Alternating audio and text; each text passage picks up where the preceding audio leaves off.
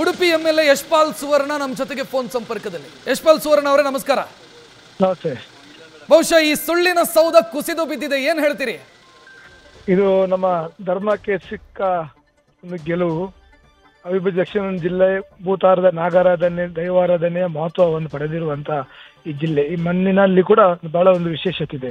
ಅದರಿಂದಾಗಿ ಈ ನಮ್ಮ 2 ಜಿಲ್ಲೆಗಳಲ್ಲಿ ಒಂದು ದೈವಾರಾಧನೆಗೆ ಮಹತ್ವವನ್ನು ಕೊಡುವಂತ ಜನರು ಖಂಡಿತವಾಗಿ ದೇವರ ಮೇಲೆ ಏನು ಸಮಸ್ಯೆ ಆದಾಗ ದೇವರ ಮೇಲೆ ಮೊರೆ ಹೋಗ್ತಾರೆ. ಆ ಸಂದರ್ಭದಲ್ಲಿ ದೇವರು 1-2 ದಿನ ಹೆಚ್ಚು ಕಮ್ಮಿ ಆಗಿಬಿಡುತ್ತೆ, ಆದ್ರೆ ಸತ್ಯವನ್ನು ಹೊರೆ ತರುವಂತ ಕೆಲಸ ಮಾಡ್ತೇವೆ. ಬಹುಶಃ ಇವತ್ತು ಆ ಸತ್ಯವನ್ನು ಮತ್ತೊಮ್ಮೆ ಜನರ ಮುಂದೆ ತರುವಂತ ಕೆಲಸ ಆಗಿದೆ. ಇದು ನಿಜವಾಗಿ ಇನ್ನು ಸಮಾಜಕ್ಕೆ ಸಂದ ದೊಡ್ಡ ಜಯ.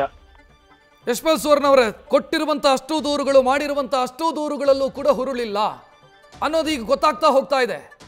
ನಿಜವಾಗಿ ಈ ರೀತಿಯ ಆರೋಪ ಮಾಡುವವರು ಬಹಳಷ್ಟು ಜನ ಇದ್ದಾರೆ. ಅವರ ಸ್ವಾರ್ಥಕ್ಕಾಗಿ, ತಮ್ಮ ಈ ಲಾಭಕ್ಕಾಗಿ ಕೆಲವರನ್ನು ಬಲಿಪಾಶ ಮಾಡುವಂಥದ್ದು, ಅಪಪ್ರಚಾರ ಮಾಡುವಂಥ.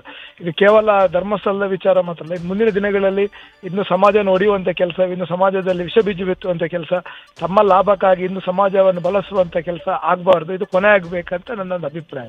ಯಶ್ಪಾಲ್ ಸುವರ್ಣ ಅವರೇ, ಧರ್ಮಸ್ಥಳ ದೇವಸ್ಥಾನವೇ ಡಾಕ್ಟರ್ ವೀರೇಂದ್ರ ಹೆಗಡೆ ಅವರು ಯಾಕೆ ಟಾರ್ಗೆಟ್ ಆದ್ರು ಅಂತ ಹೇಳ್ತೀರಿ ನೀವು? ನಾನು ಹೇಳಿದಲ್ಲ, ಕೆಲವೊಂದು ಜನರಿಗೆ ಅವರ ಸ್ವಾರ್ಥಗಳಿರ್ತದೆ. ಎಲ್ಲ ಅವರ ಸ್ವಾರ್ಥಗಳಿಗೆ ಎಲ್ರಿಗೆ ಸಹಕಾರ ಮಾಡ್ಲಿಕ್ಕೆ ಆಗುದಿಲ್ಲ. ಆ ಸಂದರ್ಭದಲ್ಲಿ 100 ಜನ ಒಬ್ಬ ಕೆಲಸ ಕೇಳ್ಕೊಂಡು ಬಂದಾಗ 10 ಜನರಿಗೆ ಕೆಲಸ ಕೊಡಲಿ, 990 ಜನರಿಗೆ ಕೆಲಸ ಕೊಡಲಿ ಆಗದಿದ್ದಾಗ ಆ 990 ಜನ ಸಹಜವಾಗಿ ಅದರ ಮೇಲೆ ಟೀಕೆ ಮಾಡೋದು ಸಹಜ. ಆದ್ರೆ ಸತ್ಯ ಅಂತ ತಿಳ್ಕೊಳ್ಳುದಿಲ್ಲ ಜನರು. ಅದನ್ನು ಕೆಲವೊಂದು ಸಂದರ್ಭದಲ್ಲಿ ಅದನ್ನ ನಂಬ್ತಾರೆ, ಮತ್ತೆ ಕೊನೆಗೆ ಸತ್ಯ ಗೊತ್ತಾಗ್ತದೆ ಏನಂತ ಅಷ್ಟೇ. ಯಶ್ಪಾಲ್ ಅವರೇ, ಇದರ ಹಿಂದೆ ಬೇರೆ ಏನಾದ್ರೂ ನೆಟ್ವರ್ಕ್ ಕೆಲಸ ಮಾಡ್ತಿದೆ ಅಂತ ಅನ್ಸುತ್ತಾ ನಿಮಗೆ? ಯಾಕಂತಂದ್ರೆ ನಿಜವಾಗಿ ಇನ್ನು ಸಮಾಜ ನೋಡುವಂತ ಕೆಲಸ ಈ ಹಿಂದೆ ಬ್ರಿಟಿಷ್ ಮಾಡ್ತಿದ್ರು. ಈಗ ಕಮ್ಯುನಿಸ್ಟ್ ಮಾನಸಿಕತೆ ಇರುವಂತ ಕೆಲವೊಂದು ಮಂಗಳೂರಲ್ಲಿ ಇದ್ದ ಅಧಿಕಾರಿಗಳು ಇವತ್ತು ರಾಜ್ಯಕ್ಕೆ ಪಕ್ಷದ ಧುರೀಣರು ಅದೇ ರೀತಿ ಕೆಲಸವನ್ನು ಮಾಡ್ತಿದ್ದಾರೆ. ಇದು ಇಲ್ಲಿಗೆ ಮುಗಿಯುತ್ತೆ ಅಂತ ಭಾವಿಸ್ತೀರಾ ಯಶ್ಪಾಲ್? ಯಾಕಂತಂದ್ರೆ ಖಂಡಿತವಾಗಿ ಮತ್ತೆ ಆಕ್ಟಿವ್ ಆಗುತ್ತೆ. ಮೊನ್ನೆ ಏನೋ ಮೀಟಿಂಗ್ ಮಾಡಿದಾರಂತೆ, ನಾವೆಲ್ಲ ಸೇರಿ ಮೀಟಿಂಗ್ ಮಾಡ್ತಾ ಇದೀವಿ ಅಂತ. ನೋಡಿ, ಹಿಂದೂ ಸಮಾಜದ ಈ ಭಾವನೆಗಳಿಗೆ ಧಕ್ಕೆ ತರುವಂತ ಕೆಲಸ ಮಾಡಿದ್ರೆ ಬೆಂಕಿ ರೂಪದಲ್ಲಿ ಅದಕ್ಕೆ ಉತ್ತರ ಸಿಗ್ತದೆ. ಅದರಿಂದಾಗಿ ಖಂಡಿತವಾಗಿಯೂ ನಮ್ಮ ಹಿಂದೂಗಳ ತಾಳ್ಮೆಯನ್ನು ಪರೀಕ್ಷೆ ಮಾಡ್ಲಿಕ್ಕೆ ಹೋಗುದು ಬೇಡ. ಕೇವಲ ಅವರು ತಮ್ಮ ವಾಟ್ಸಪ್ ಸೋಷಿಯಲ್ ಮೀಡಿಯಾಕ್ಕೆ ಮಾತ್ರ ಸೀಮಿತವಾಗಿರಲಿ. ಅದರಿಂದಾಗಿ ಇನ್ನು ಮುಂದಕ್ಕೆ ಇನ್ನೂ ಕಟ್ಟುವಾಗಿ ಅದಕ್ಕೆ ನಾವು ಉತ್ತರವನ್ನು ಕೊಡಬೇಕಾಗ್ತದೆ. ಯಶ್ಪಾಲ್ ಅವರೇ, ತಾವು ಗಮನಿಸಿದ್ರಿ ಈ ಯೂಟ್ಯೂಬ್ ವಿಡಿಯೋಗಳು, ಇದಕ್ಕೆ ಈ ಬೆಂಕಿಗೆ ತುಪ್ಪ ಸುರಿದು ಬೆಂಕಿ ದೊಡ್ಡ ಮಟ್ಟದಲ್ಲಿ ಬೆಳೆಯೋದಕ್ಕೆ ಕಾರಣ ಆಗಿದ್ದು ಯೂಟ್ಯೂಬ್ ಚಾನೆಲ್ಗಳು. ಅವರಿಗೆ ಯಾರ ಲಂಗು ಲಗಾಮು ಯಾವುದೂ ಇಲ್ಲ, ಬಾಯಿ ಬಂದಾಗ ವಿಡಿಯೋಗಳನ್ನು ಮಾಡ್ತಾರೆ. ಏನ್ ಹೇಳ್ತೀರಿ? ಸಮೀರು ಇನ್ಕ್ಲೂಡಿಂಗ್ ಸಮೀರು ಯೂಟ್ಯೂಬರಿಗೆ ಉಂಟಲ್ಲ, ಅವರಿಗೆ ಫುಟ್ಬಾಲ್ ಯಾವ ರೀತಿ ಫುಟ್ಬಾಲ್ ಮಕ್ಕಳು ಆಡಿ ಓದಿತಾರೆ, ಆ ರೀತಿ ಓದಿದ್ರೆ ಮಾತ್ರ ಅವರಿಗೆ ಬುದ್ಧಿ ಬರ್ತದೆ, ಎಲ್ಲರೂ ಬುದ್ಧಿ ಬರುದಿಲ್ಲ.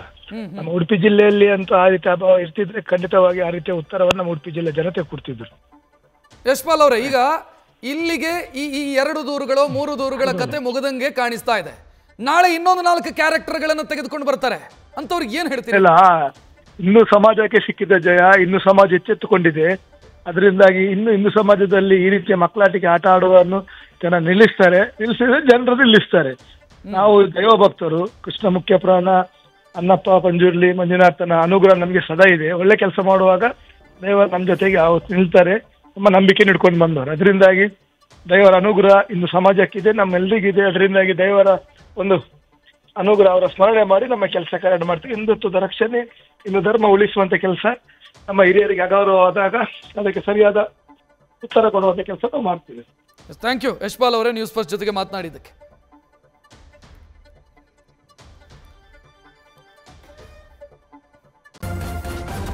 ನ್ಯೂಸ್ ಫಸ್ಟ್ ನಿರ್ಭೀತಿಯಿಂದ ನಿಮ್ಮ ಪರವಾಗಿ.